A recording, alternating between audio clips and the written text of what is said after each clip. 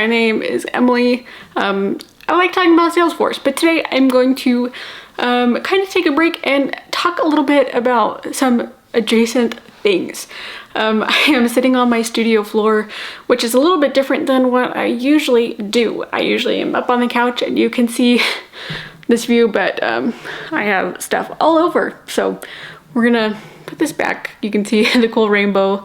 Hopefully you can see that. At least I can see it up on the door of the closet. Hello. Today I kind of wanted to talk about some tech adjacent things.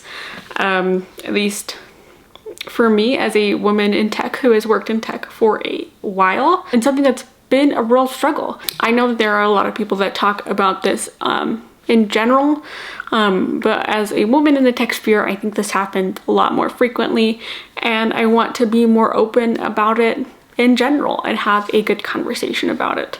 I am talking about imposter syndrome in tech. A lot of people experience this, I think, and it doesn't necessarily have to be just about tech or just about being a woman in tech. It happens a lot. It happens, you know, when we're going on a first date where we get imposter syndrome about who we are, what our skills are, what we can do, what we can provide. At least when I first started in tech, I was really young. I just finished my bachelor's at a really young age, and I went directly from my bachelor's into a tech position. And I was really new to it. And it caused a lot of anxiety. It caused a lot of restless nights. It caused a lot of tears, if I'm gonna be honest, and a lot of stress.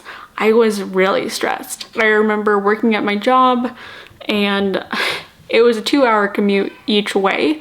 So on the train in and out of the city, I would always be studying for my job and trying to figure out and solve solutions and just learn the platform that I was working on better so then I could better do my job. And I don't think that that's necessarily a bad thing, but where I was coming from was a point of anxiety and a point of I don't feel like I'm good enough without burning myself out on tech. It was a really, really unhealthy place to be for me. I ended up leaving that job, but I'm really grateful to it because I learned a lot of really important skills while at that job, and I learned actually a lot.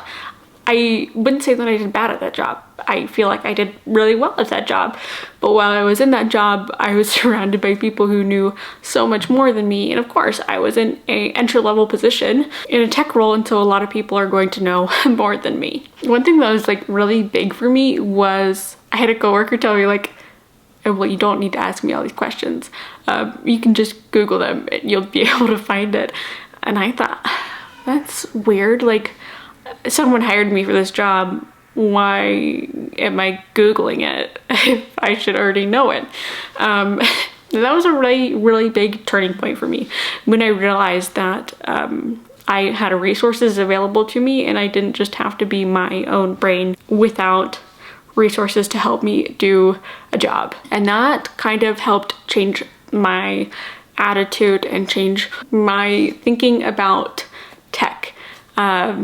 Was that we have all these resources online and people are extremely helpful. And that's really what kind of got me out of my imposter syndrome, was finding other helpful resources. I'm sorry if you can hear my daughter running around in the background. She's being watched. She's watching a movie right now. She's good. All these resources that people create, especially I create here online, are to help you and help myself in that position years ago who was afraid to Google things at her job. And it took probably 10 times longer than if I just Googled it, if I'm being honest. So I do have a few tips on how to work through imposter syndrome a little bit and things that really open my eyes and help me gain a little bit more peace and less anxiety and feel less as an imposter. One, I stopped being afraid to Google things. Salesforce has some really, really great resources on their website, on the Trailblazer community, on their documentation that help you figure out all the different things about the platform that are weird, that are bugs that you'll need to know to be able to do your job.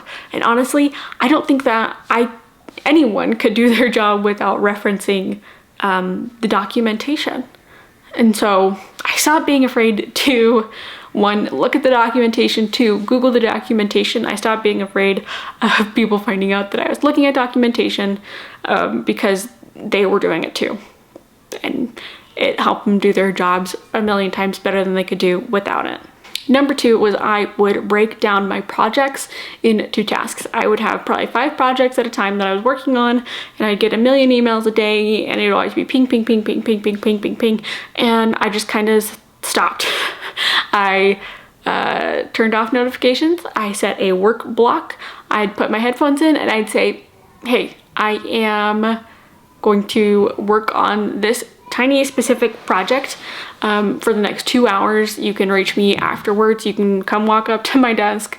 If something breaks, ping me and I'll try and get back to you. And that was a game changer. It was really helpful.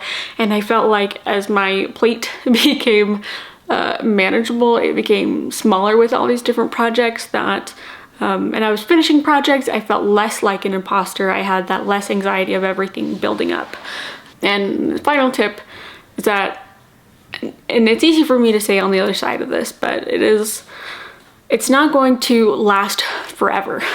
Projects are going to finish that makes you anxious. You're going to get more comfortable at your job. You're going to know who to ask for questions. You're going to learn the processes of the business. You are going to learn all these different things that help you do your job better. Oftentimes I've found that it's right when I start a new job that I get the worst imposter syndrome because I feel like they didn't understand my skill set well enough from the interviews to be able to do this job. And the reality is that they asked you the questions that they were having struggles with, and they know that you have a basic understanding of what their issue is and at least a roadmap of how you're going to go about fixing it. And again, for any of you who are going through that in a new job, you didn't trick the interviewer. They have a whole interview process, a whole screening process of trying to figure out where you're at with your skill set. Are you a good match for them? And they're hiring you to help for you to come help them with their problems. Google is your best friend. I know this isn't my usual type of video, and I'm okay with that. I was kind of struggling with trying to figure out what to talk about for this week's Saturday video. I am filming this in January, but I hope that you found this slightly helpful. If it was, give it a like and drop some comments down below if you have any questions on being a woman in tech, overcoming imposter syndrome, and working to create a more comfortable working environment for yourself, and growing and learning as a person. So again, if you found this helpful, like, comment, sub, all things. I'll catch you in the next one.